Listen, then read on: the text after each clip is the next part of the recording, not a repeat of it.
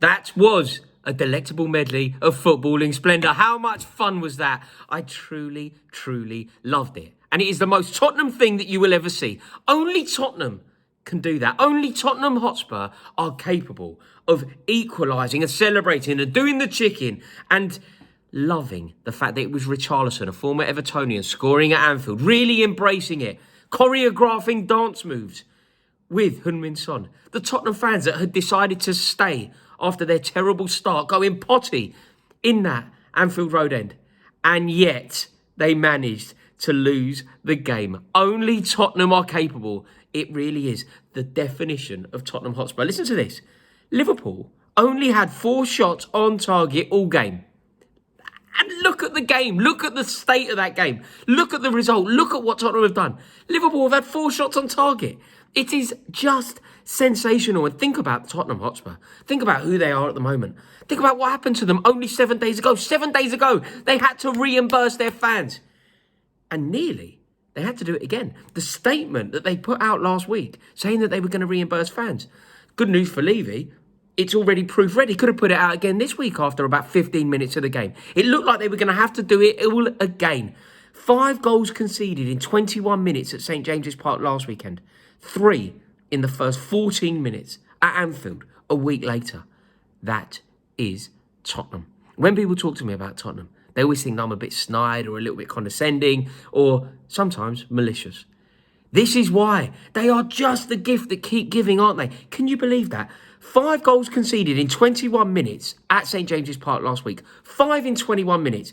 This week, 7 days later, 3 in 14 minutes. Like, what is going on there? And, you know, the Tottenham fans, some of them, there was a mass exodus in that away end, but the ones that stayed chose to sing about Daniel Levy. And they were nearly rewarded for staying because it changed. It was an exceptionally bonkers game. It actually had shades. It just dawned on me. Liverpool versus Newcastle. When would that have been? 97? It felt very much like that. Do you remember Kevin Keegan hanging over the hoarding? It felt very much like that.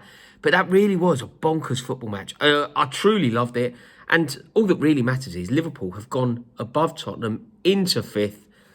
But my word, it was a preposterous game. Tottenham were 3-0 down inside 15 minutes. They looked a complete shambles. The camera at one point zoomed in on Harry Kane, who just looked beside himself. He looked totally baffled and perplexed by his surroundings. It was terrible from then. But then, Harry Kane scored. Great volley from him.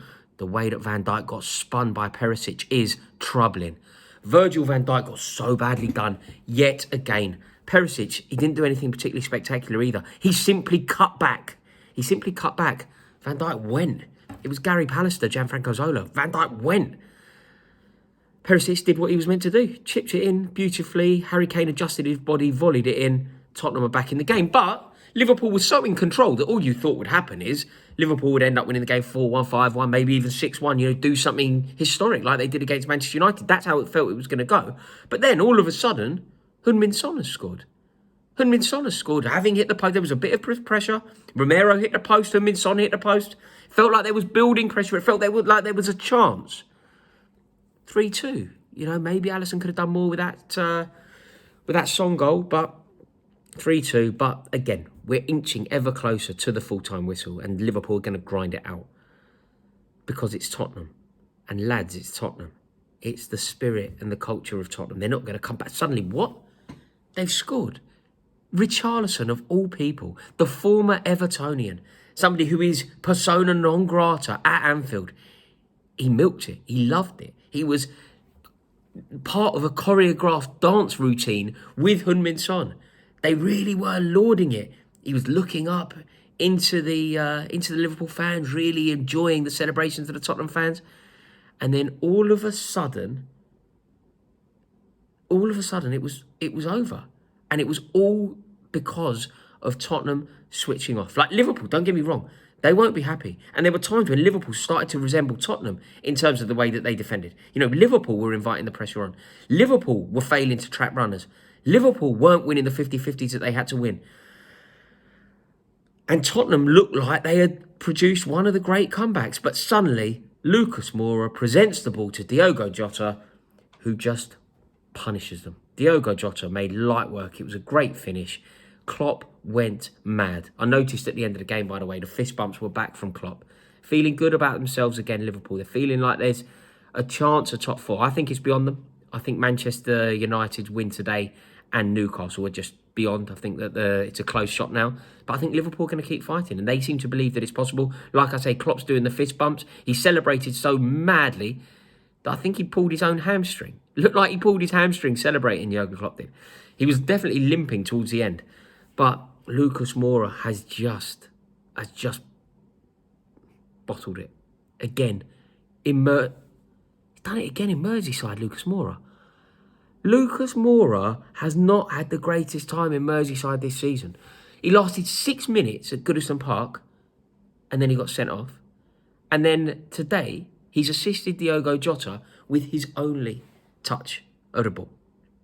Not a good place for him, but Liverpool are feeling good, they're feeling strong, and I think they will believe that top four is there for them. They're going to rely on a bit of luck, and they're going to be looking at the Manchester United fixtures. The fact that Manchester United have to play Brighton, I think they'll be hoping that there's a chance there. Maybe they'll be looking at Chelsea. Maybe they'll think that Chelsea are capable of doing something, but I think that's perhaps a little bit optimistic. But overall, I think that this is a huge win for Liverpool, and they will be believing that they can get top four. Probably a bit too far from them, but what a game. Sometimes you just have to sit back and appreciate that game of football, and it really was exceptional. You know how in history we've often spoken about the Liverpool-Newcastle game, the Kevin Keegan game. This is like that. It's reminiscent of that game. Look, don't get me wrong. Alisson didn't have as bad a game as David James had that night. But overall, I think it is comparable to what happened in that game. But Tottenham under Mason, one thing that we can say about them, they are playing with heart. They are never saying die. They are fighting tooth and nail, which wasn't happening under Stellini. So fair play, it is happening there. But what a game. Just loved it. A sensational game of football. Football really is unrivaled, isn't it?